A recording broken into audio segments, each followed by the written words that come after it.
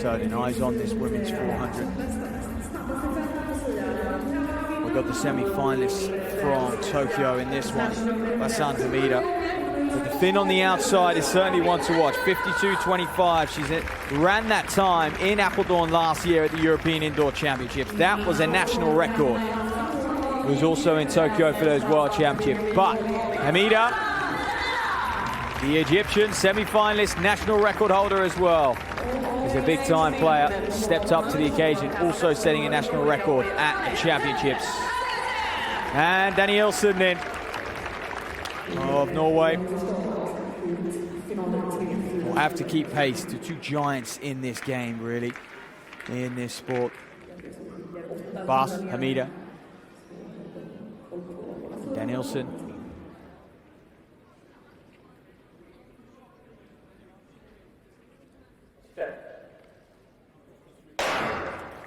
So away they go then. Looks like Hamida just starting the faster of the two at this stage. If she's up on the shoulder of Bas going into this second bend, she'll be very confident she can get that front row ticket going into that second lap. That's what she's after, and the way she's running, the way she's attacking it round this bend, she's going to get it too. So Hamida just edging in front at the moment. So far over the previous two races, the athlete in second at the bell has remained there all race long, just left himself too much to do on these tight bends here at the Bauhaus Indoor Grand Prix.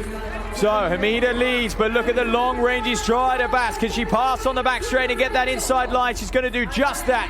Once she cuts Hamida at this stage, it's game over. So Bas cruising her way around this top bend into the straight. Hamida's form is faltering, but Bas is going to take it. The Finn International through the line as well, 53 low. And they really have made sure they've taken the overall win here today. I mentioned we had A, B, and a C final. It was the third one, which is going to be the quickest of the three. You can see Bas very smooth. It looks like she could have done another lap there. Hamida just fading over that last 100 or two. I think Hamida had in her head at the start of that race a need to be leading at 200 meters and perhaps just overextended on that first lap. Bas, a little bit more relaxed, was a little bit more open to the idea of not getting lane one going into the bell, and sat back, and in the end, 3/4 of a second ahead. Lifetime best for Danielsen there. So the final throw of this women's shot put competition. It was the first bit of action we welcomed here in the Bauhaus Grand Prix. And it has come to an end. Danielle Thomas-Dodd.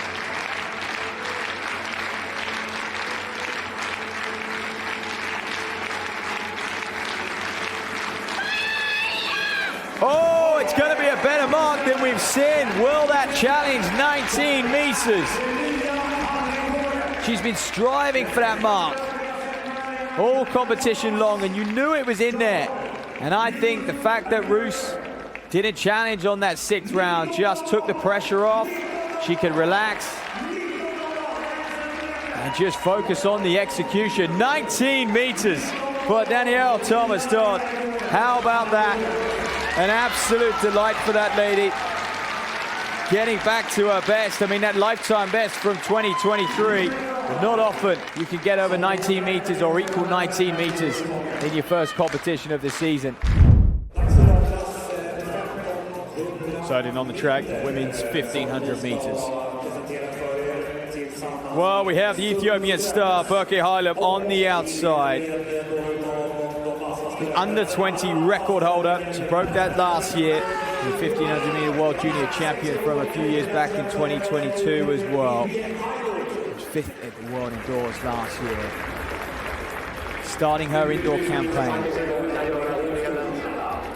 Mulugeta is another athlete to watch. She's the world leader at this stage, 4:07, a very modest 4:07. That will surely go, if not today, over the many other competitions throughout the weekend.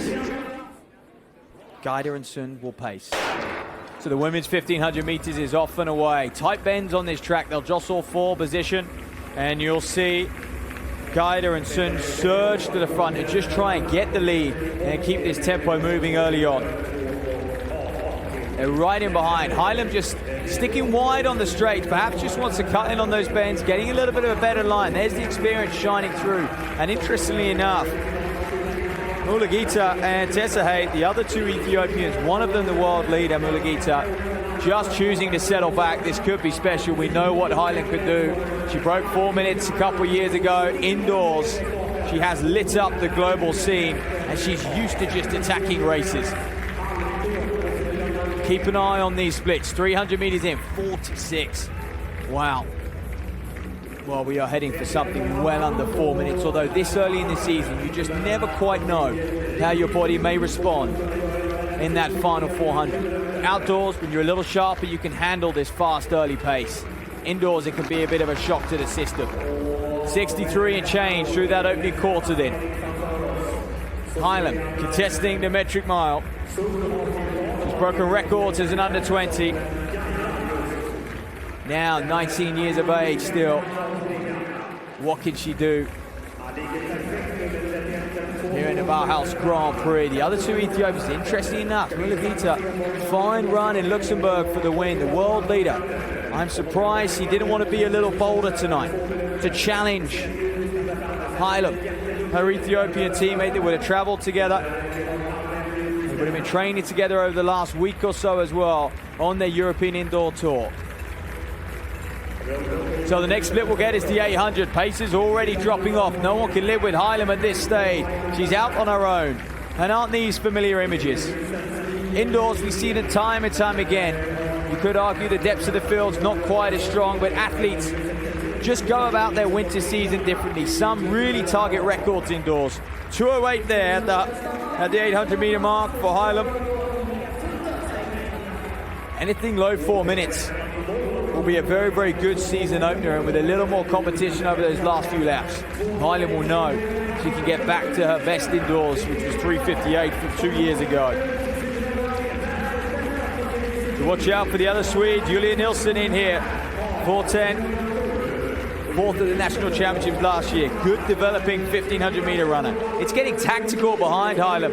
2:40, so we're still bang on that 4 minute tempo, which really is the measure of world-class 1500 meter running indoors and out.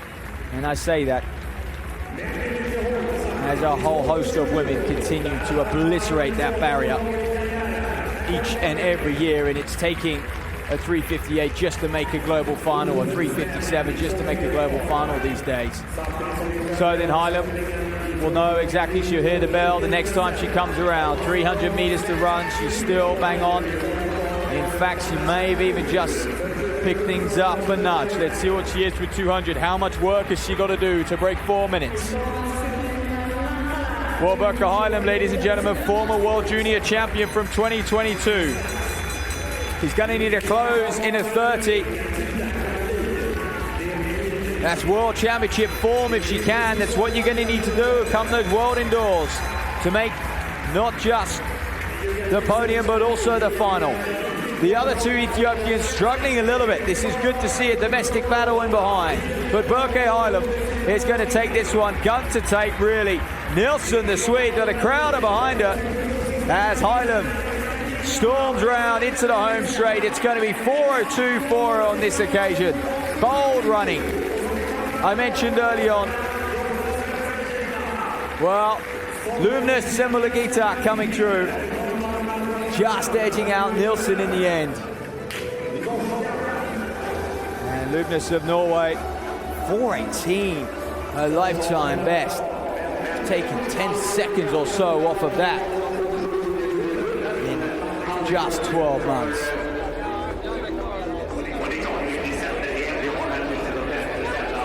Well, so much class, and really a bit of an honor to have Hylam here. And she would have looked at this competition and just thought, I need a race under my legs before I go and take on bigger fish in a few weeks' time.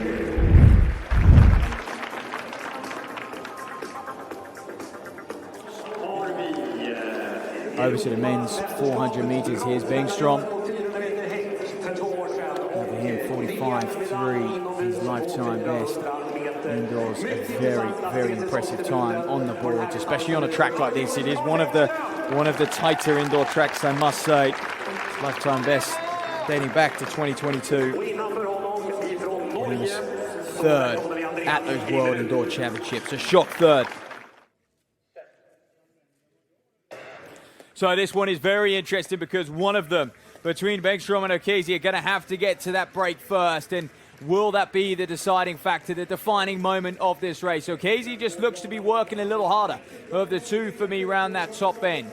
Bengtstrom now obviously just leads, and he's going to carry that momentum. Can he back off a little bit? O'Keefe's not going to give him the opportunity to back off, and he's going to come right on his shoulder, way wide round that bend, and that could cost O'Keefe. Certainly looks like it's cost the man behind him, Grimrud. So still staying wide is O'Keefe. He's such a tall figure. He has to, doesn't he, just to keep that momentum. But Bengtstrom, a world medalist indoors over 400 meters, just proving why. Came with the experience, judged the race a little better. 46-44 for an opener. Smooth. Little untidy. Think he had to overstretch at a few moments, but that's 400 meter racing indoors. That's the fun and games of it all.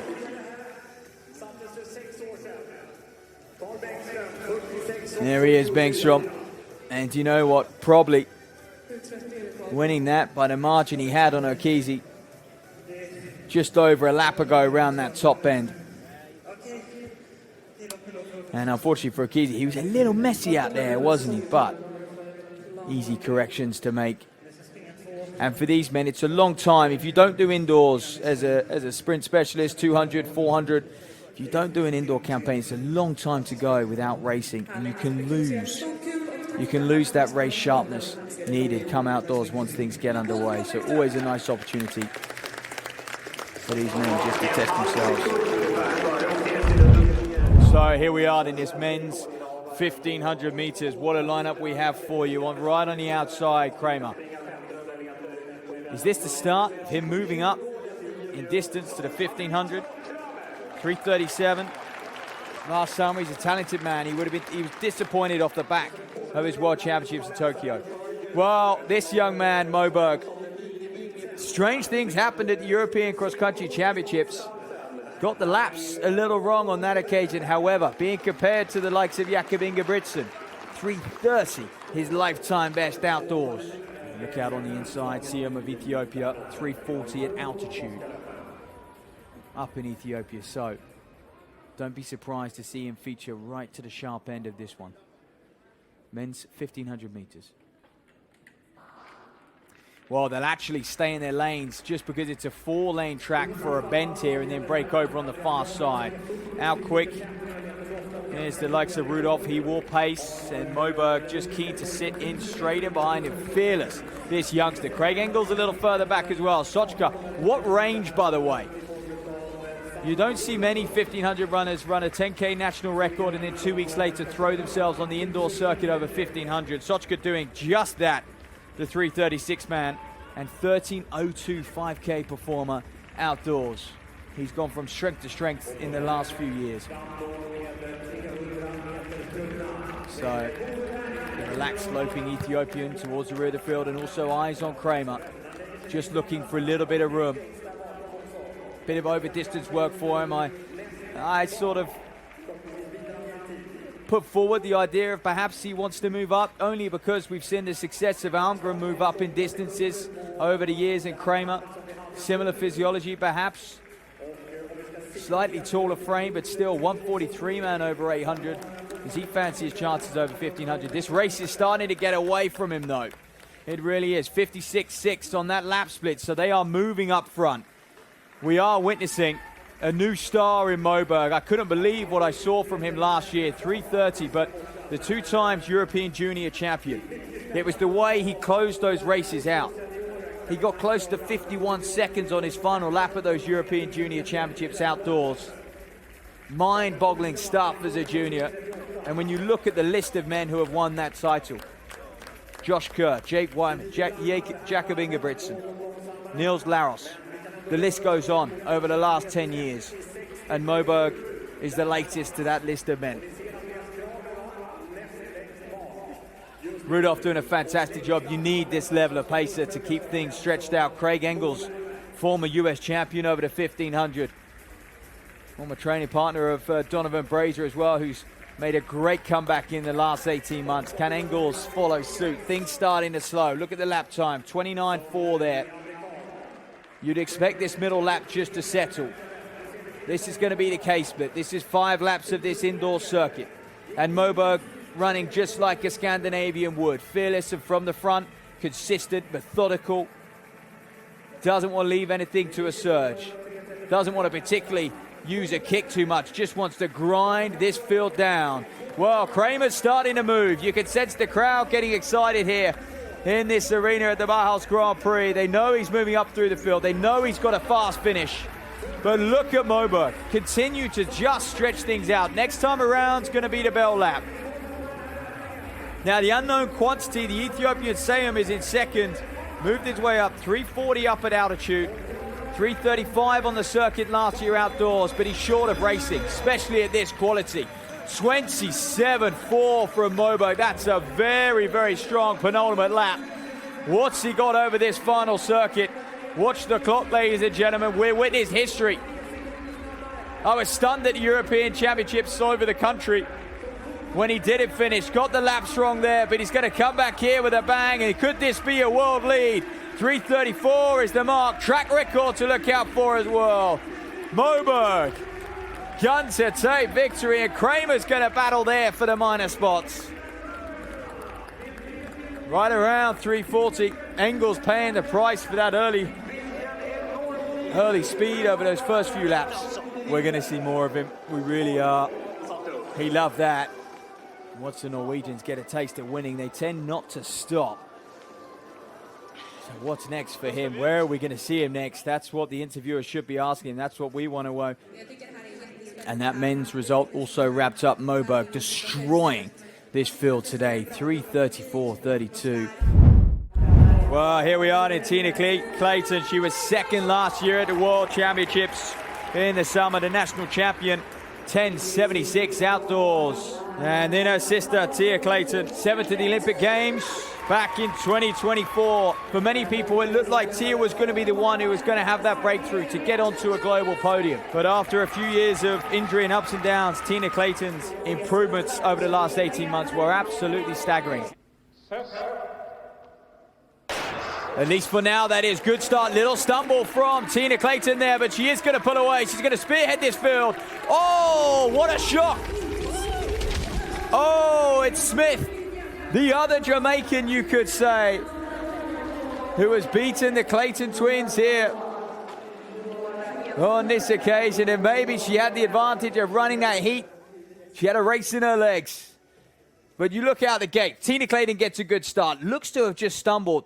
Stayed a little low, didn't she? Tia then comes up onto her shoulder, and then Smith on the line. Look at that for a dip. Striding out. Now, we're obviously going to give Smith the benefit of the doubt. The camera angle is generous to her.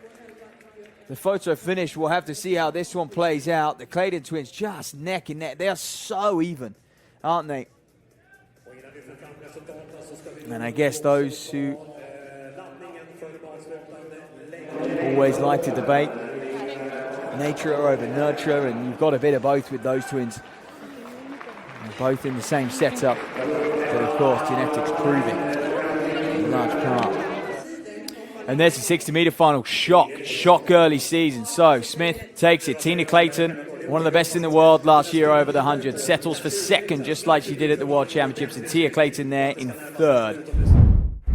And here he is, Shane Thompson. Don't often see him indoors. He's usually a bit of a one-and-done man, or has a couple and then just wraps up and goes back into work. But we've seen a changing of the guard from the Jamaicans over the last few years. You look at the results of the World Championships, Oblique Seville, and that man, Thompson, went 1-2. The Jamaicans are back. Make no mistake about it. Romel Glave will love lining up alongside Thompson, the European bronze medalist and the world indoor champion. I mean, this is an all-star cast here in Stockholm tonight. Jeremiah Ezu.